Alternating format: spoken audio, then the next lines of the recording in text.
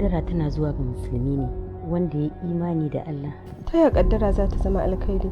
Ba zan taɓa yadda da wannan ba.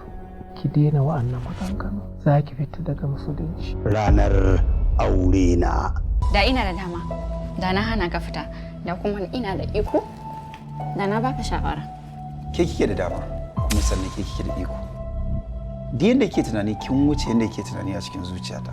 Wannan turaren da ka fesa, idan kuka je tare, amarya cewa za ta yi ta dawo kanka domin na tabbatar da angon nan ba zai fesa turaren da yake da kanshi kamar naka ba. Matarka ce ba? To in ka tafi wallahi kashi da za ta yi. Kawuna yana cikin gidan nan. Sai ta ma zo gidan sauki. Sai in shiga in ga masa ni da kai ne muke kwana cikin gidan kuma ina dauke da cikin kauta uku.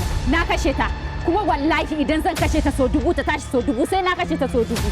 Ranar Aurena daga kamfanin Koki World Entertainment Nigeria Limited. Zan koya maka yadda ake wasa. Baka isa ka hana ni tafiya saboda ba za ka iya ɗaukar ɗawainiya na ba. Wallahi sai na yi ihu kowa ya je a cikin gidan nan. Ka dai san zan iya ko?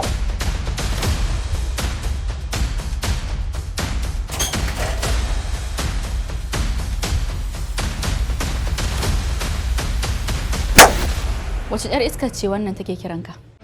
Ban san kowa ce ba. Na ce wace yar iskar ce take kiranka? Shiryawa Asma'u Abdullahi Wakili. Ka shiga ɗakin matarka ba tare ka kashewarka ba? Wani ba hujja ba ce. Komai zai iya faruwa.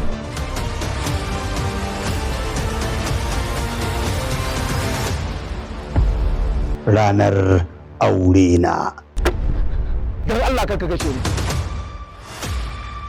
Ba na haɗa rami da wata. Sannan kuma babu batun kishiya. Babu maganan kashe waya. Duk lokacin da na kama ka kana tatin da wata, ruwan zafin na yana jiranka. Ki dauke ta kamar yayarki. Ba dai yayarta ba, ta baro yayarta a gida. Ki da ki girmama ta. Insha Allah zan maka biyayya.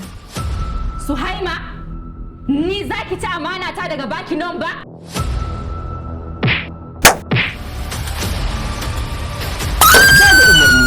Nasiru Ali Koki. Ranar Aurena a tashar YouTube channel ta Koki World Entertainment Limited.